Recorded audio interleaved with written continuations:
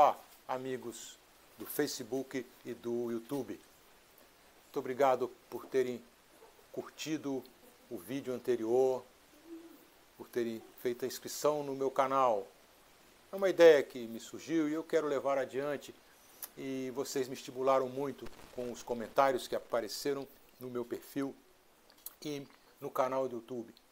E recebi sugestões, críticas, e isso me animou bastante a continuar.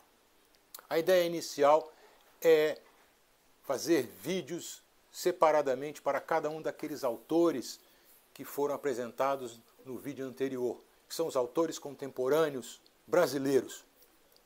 Hoje decidi deixá-los um pouco de lado para terminar esse projeto então dos capítulos individuais para cada um deles, deixando eles um pouco de lado, mas continuando a falar da língua portuguesa. Então hoje vamos conversar sobre autores africanos de língua portuguesa. Autores de dois países africanos, um na costa oeste, Angola, e um país da costa leste, Moçambique.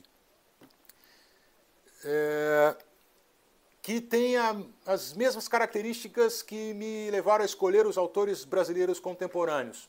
São escritores que estão vivos, que estão produzindo as suas obras, cujos trabalhos são encontrados nas livrarias físicas, nas livrarias de internet, cujos trabalhos recebem continuidade em projetos previstos para muito breve. E, acima de tudo, escritores que têm duas características muito importantes, que se dedicam a cultuar a nossa língua portuguesa, a aprimorar a nossa língua portuguesa, exatamente pelas raízes da colonização nos seus países. E segundo, porque são todos eles, como vocês verão à medida que eu os apresentarei rapidamente, autores com muita ligação no Brasil, que frequentam o Brasil, que estão aqui nos eventos literários, nos festivais de literatura, palestrantes, articulistas em nossos jornais brasileiros, portanto, com muita ligação no Brasil. Vale a pena conhecê-los, vale a pena esse contato com a língua portuguesa a partir da cultura desses dois países, retratada na prosa maravilhosa dos autores que eu vou apresentar para vocês. E começo logo falando daquele que, para mim, é o mais importante deles todos. Arthur Carlos Maurício Pestana dos Santos, nascido em Benguela, 1941, que adotou o nome de Pepetela. A obra de Pepetela é uma obra imensa. Vou falar apenas de 3 romances e que dão bem a dimensão de quem é Pepetela. Vencedor do Prêmio Camões, que é o prêmio mais importante da língua portuguesa. Um escritor maduro, um escritor sério, um escritor intelectualmente honesto, comprometido muito com os problemas políticos e sociais do seu país. Um autor que lutou no movimento para a libertação de Angola e que reflete isso nessas obras que irei falar. A primeira delas, Geração da Utopia, um típico romance de formação, que começa nos anos 50, 60 e termina nos anos 90, mostrando a trajetória, que seria mesmo a trajetória de formação do próprio autor. O Planalto e a Estepe.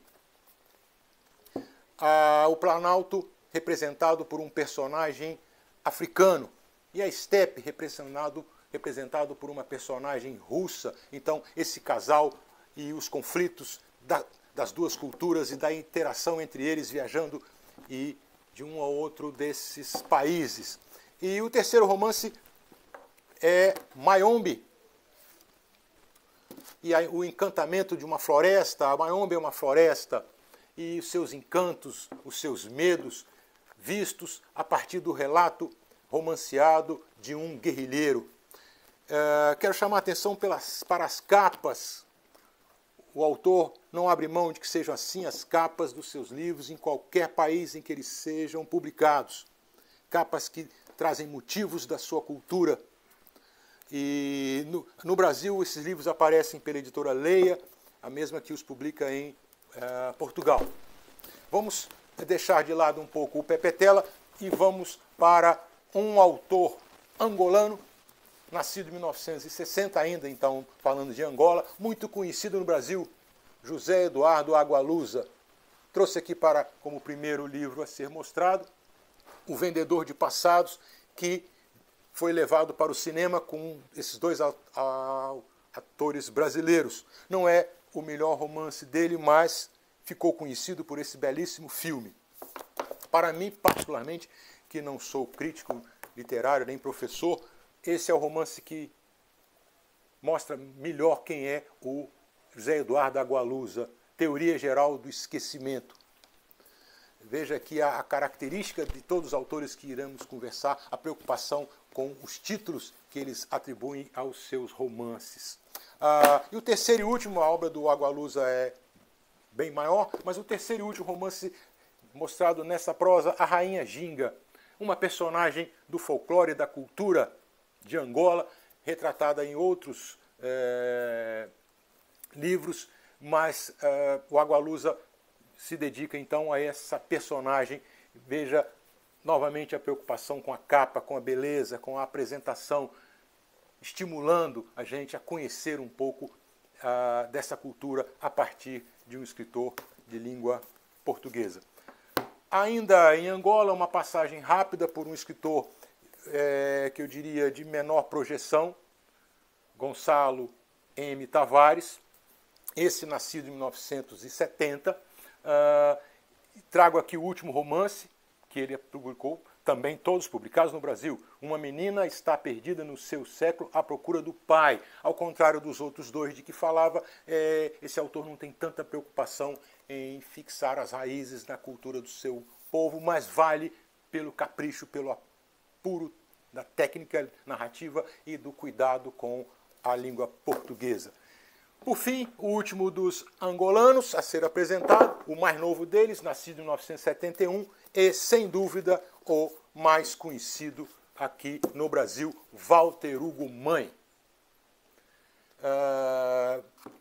É impossível você não saber mais do Walter Hugo Mãe se você der uma passeada pela internet. Vem ao Brasil com muita frequência, está aqui sempre, assim como o Agualusa também.